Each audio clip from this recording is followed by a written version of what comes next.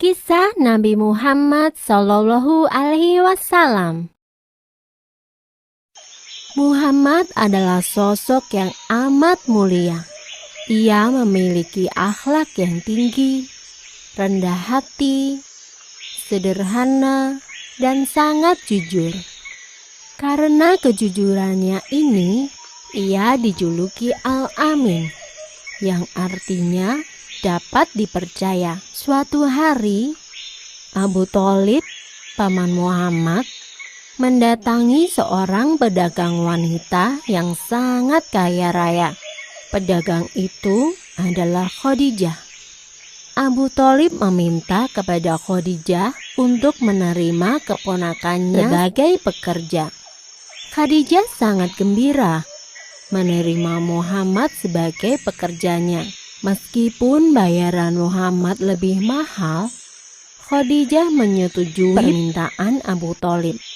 Saat itu, Muhammad mendapat 4 ekor anak unta sebagai bayaran, sedangkan pekerja yang lain hanya mendapat 2 ekor anak unta sebagai bayarannya. Masyarakat Quraisy mengenal Khadijah sebagai wanita mulia. Ia adalah seorang bangsawan yang baik akhlaknya dan cantik wajahnya. Di usia yang ke-40, suaminya meninggal dunia. Khadijah pun menjadi seorang janda. Khadijah merasa sangat tertarik pada Muhammad, bukan hanya karena Muhammad pandai berdagang, namun juga karena akhlak Muhammad yang sangat tinggi. Khadijah meminta kepada sahabatnya Nafisah binti Umayyah untuk melakukan pendekatan kepada keluarga Muhammad. Setelah dicapai kesepakatan, Muhammad dan Khadijah pun melangsungkan pernikahan. Saat itu, Muhammad berusia 25 tahun. Kehidupan mereka sangat bahagia, dan perdagangan mereka pun semakin maju. Sekitar 10 tahun setelah Muhammad menikah, terjadi banjir besar yang melanda Mekah. Banjir itu menggerus dan merusak dinding Ka'bah. Kaum Quraisy pun bergotong royong untuk memperbaiki Ka'bah. Namun, saat hendak mengangkat Hajar Aswad dan meletakkannya ke tempat semula, para pemimpin Quraisy terlibat dalam pertengkaran. Mereka saling berebut untuk mendapatkan kehormatan mengangkat Hajar Aswad. Karena pertengkaran ini, perang saudara hampir saja terjadi. Para pemimpin saling bersekutu dan bersiap untuk perang. Abu Umayyah bin Al-Mughirah, salah satu orang terpandang di Quraisy, berkata bahwa urusan Hajar Aswad ini akan diserahkan kepada orang yang pertama kali memasuki pintu Shafa esok hari. Dan Allah menentukan bahwa Muhammadlah orangnya. Sungguh mudah bagi Muhammad menyelesaikan masalah itu. Ia membentangkan selembar kain dan meletakkan Hajar Aswad di tengah-tengahnya. Kemudian, ia meminta kepada para pemimpin Quraisy untuk memegang tepi-tepi kain tersebut. Dan bersama-sama mereka mengangkat Hajar Aswad dan mengembalikannya ke posisi semula. Masalah pun terselesaikan dengan damai, dan Muhammad pun semakin dihormati. Kaum Quraisy tidak berbeda dengan kaum-kaum sebelumnya. Mereka mulai meninggalkan ajaran yang benar dan mengikuti ajaran yang salah.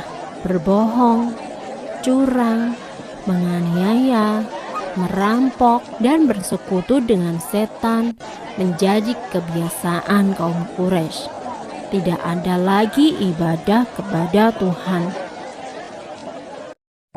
Muhammad merasa gelisah dengan perilaku kaumnya. Ia berusaha memikirkan cara untuk membawa kaumnya kembali ke jalan yang benar. Kemudian, ia memutuskan untuk menyendiri di Gua Hiro.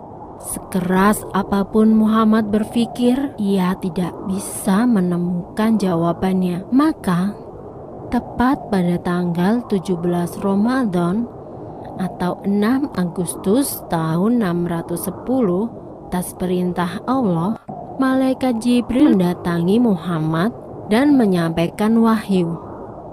Saat itulah Muhammad mengemban tugas sebagai Nabi Allah, bukan hanya untuk kaum Quraisy, namun untuk seluruh umat manusia. Dan ia merupakan nabi terakhir. Tidak ada nabi lagi setelahnya. Dakwah pertama yang diemban oleh Nabi Muhammad dilakukan secara sembunyi-sembunyi. Dimulai dari keluarga dan sahabat-sahabat terdekatnya, yaitu Khadijah, Ali bin Abi Thalib, dan Zaid bin Haritsah. Setelah itu, orang dari luar keluarga Nabi Muhammad memeluk Islam. Mereka adalah Abu Bakar, Utsman bin Affan, Zubair bin Awam, Sa'id bin Abi Waqqas, Abu Rahman bin Auf, Tolhah bin Ubaidillah, dan masih banyak lainnya. Mereka adalah golongan orang yang pertama kali masuk Islam, dan mereka disebut As-Sabiqunal Awwalun. Selama 3 tahun berdakwah sembunyi-sembunyi, pengikut Nabi Muhammad terus bertambah. Selama itu pula, kaum Quraisy tidak begitu peduli pada gerakan Nabi Muhammad. Namun, ketika akhirnya Nabi Muhammad mulai berdakwah secara terbuka, para kaum Quraisy mulai bangkit untuk melawan Nabi Muhammad. Apalagi dakwah Nabi yang paling keras adalah ajakan untuk memeluk Islam dengan cara meninggalkan Tuhan berhala mereka. Dan mulai saat itulah dakwah Nabi Muhammad mulai mendapatkan tantangan dan berbagai macam halangan serta perlawanan yang sengit dari kaum Quraisy. Selesai, di gua inilah wahyu pertama yang berupa ayat 1-5 surat Al-Alaq disampaikan oleh malaikat Jibril kepada Rasulullah, yang artinya, bacalah dengan menyebut nama Tuhanmu yang menciptakan. Dia telah menciptakan manusia dari segumpal darah. Bacalah, dan Tuhanmulah yang paling pemurah, yang mengajari manusia dengan perantaraan kalam atau pena. Dia mengajarkan kepada manusia apa yang tidak diketahui.